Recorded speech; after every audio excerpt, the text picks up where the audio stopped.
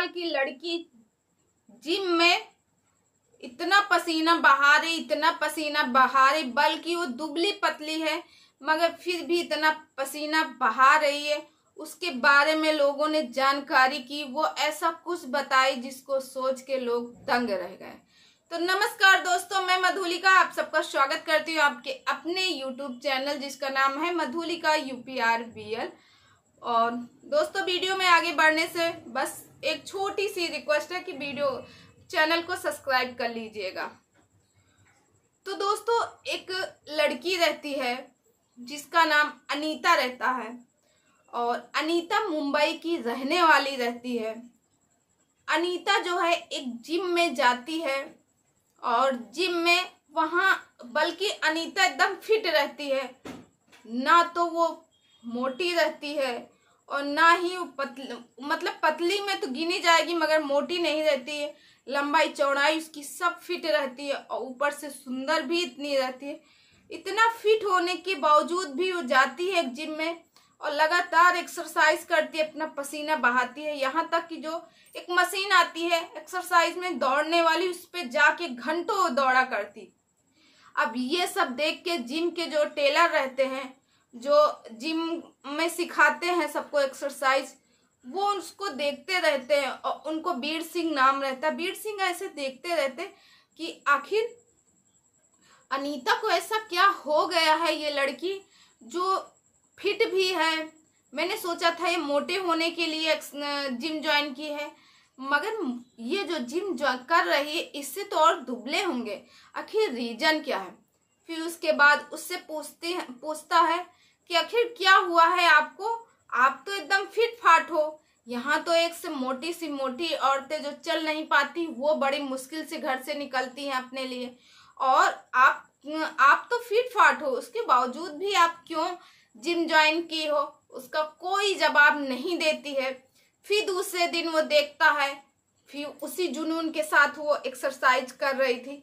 फिर उससे पूछता है तो उसके आंख से दोस्तों उस दिन आंसू छलक आते हैं।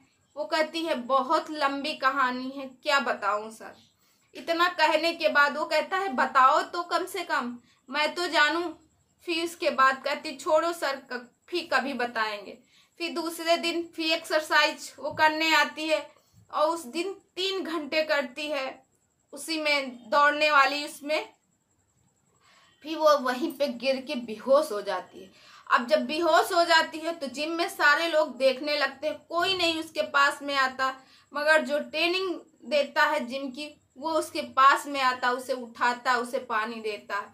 कहता अरे तुमको मैंने मना किया कि मत करो, तुम्हारा शरीर ऐसे ही पतला दुबला है, आखिर तुम्हारे बात क्या है, क्या परेशानी है मुझे बताओ, हो सकता है मैं तुम्हारी परेशानी दूर कर सकता हूँ। तो उसके बाद उसी समय वो रोने लगती है और कहती है कि मेरी परेशानी सुन के आप क्या मेरी मदद कर दोगे? मैं बहुत परेशान हूँ, मैं अपने आप को ताकतवर बनाना चाहती हूँ कि मैं मर्दों से लड़ सकूं, मैं अपनी सुरक्षा कर सकूं। तो कहा ऐसा क्या हुआ जिसकी वजह से तुम इतना?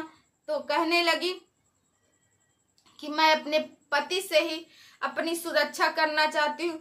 मेरा पति इतना जाहिल गंवार है और वो एक बहुत बड़े बिजनेसमैन का बेटा है और मेरी शादी और मैं एक गरीब घर की लड़की हूँ, मेरी शादी मेरे घर वालों के पास रिश्ता आया तो उन्होंने ये देख के कर दिया शादी कि लड़का जो है पैसे वाला है, बेटी की जिंदगी आराम से गुजरेगी।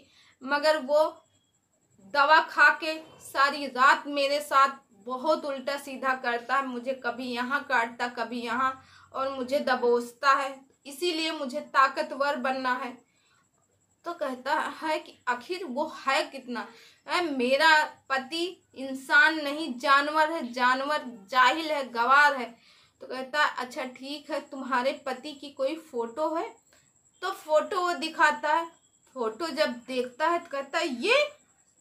तो कहती है क्या आप इनको जानते हो? तो कहते हैं हाँ, इसको तो मैं बहुत अच्छे से जानता हूँ, इसका नाम अभिषेक है। तो कहे हाँ इनका नाम अभिषेक है, आप कैसे जानते हो?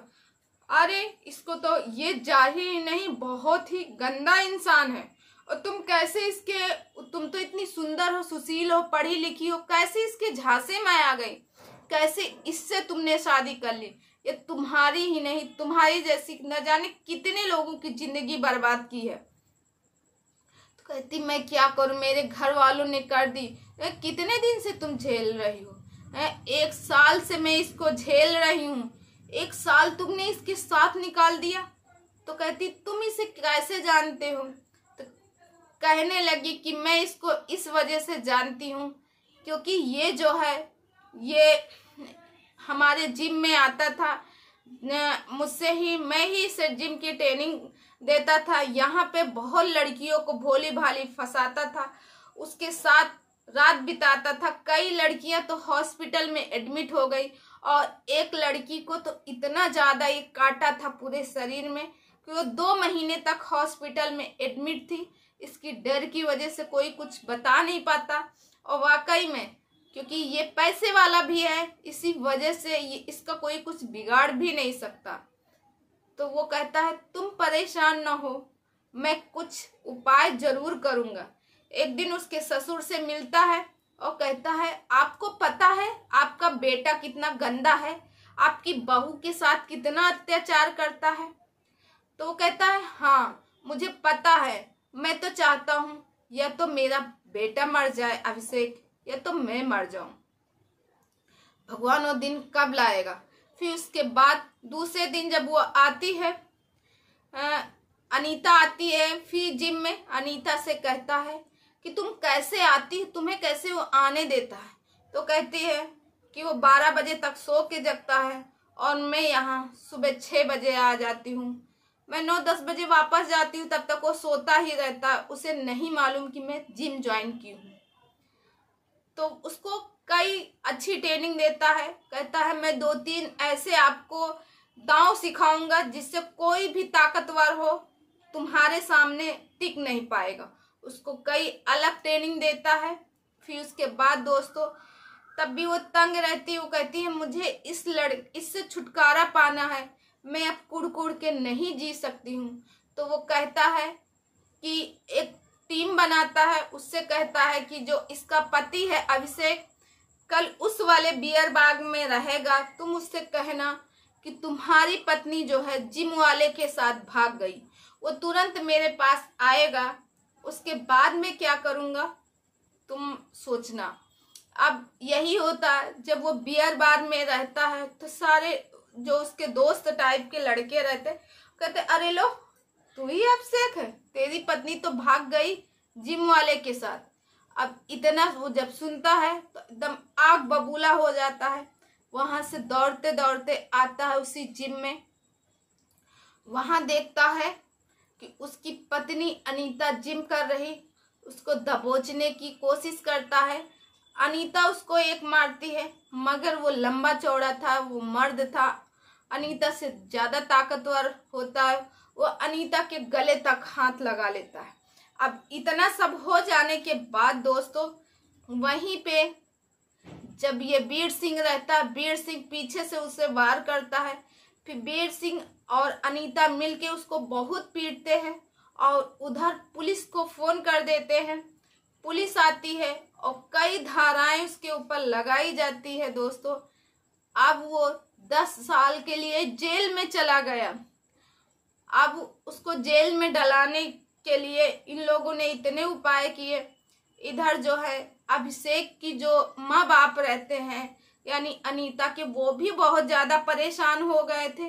वो भी खुश हैं कि 10 साल के लिए तो कम से कम ये जेल के अंदर रहेगा। तो ये सन 2023 जनवरी को जेल के अंदर गया है। अभी तो 10 साल उनकी ज़िंदगी अच्छे से कटेगी। फिर उसके पिता ने कहा जब वो लौट के आएगा तब देखा जाएगा कैसे क्या है, तब तक मैं रहता हूँ कि नहीं रहता हूँ। और इधर अनीता और वीर सिंह में आपस में बहुत सारी बातें होती हैं, एक दूसरे को पसंद करने लगते हैं क्योंकि अनीता वाकई में देखने में सुंदर तो थी ही, इसे कोई भी देख के पसंद कर सकता था। और इधर दोनों में बातचीत होती है और दोस्तों दोनों लोग के घर वालों की रजामंदी से इधर जो है अभिषेक के माँ बाप भी यानी अनीता के सास ससुर भी चाह रहे हैं कि अनीता दूसरी शादी कर ले, क्योंकि वो लोग नहीं चाहते कि उनकी वजह से किसी लड़की की जिंदगी बर्बाद हो। तो दोस्तों, अनीता और वीर सिंह ने शादी कर ली। अभी 24 जनवरी को उनकी शादी थी। शादी अब हो गई है, दोनों लोग एक दूसरे के साथ हैं। अनीता ने दिल्ली आने का फैसला किया, मुंबई छोड़ दिया उन लोगों ने, क्योंकि मुंबई में रहेगा क्या पता वीर सिंह फिर 10 साल बाद जब आए, वो अभिषेक फिर 10 साल बाद आए तो वीर सिंह और अनीता को परेशान करे, जिसकी वजह से वो लोगों ने मुंबई छोड़ने का फैसला लिया।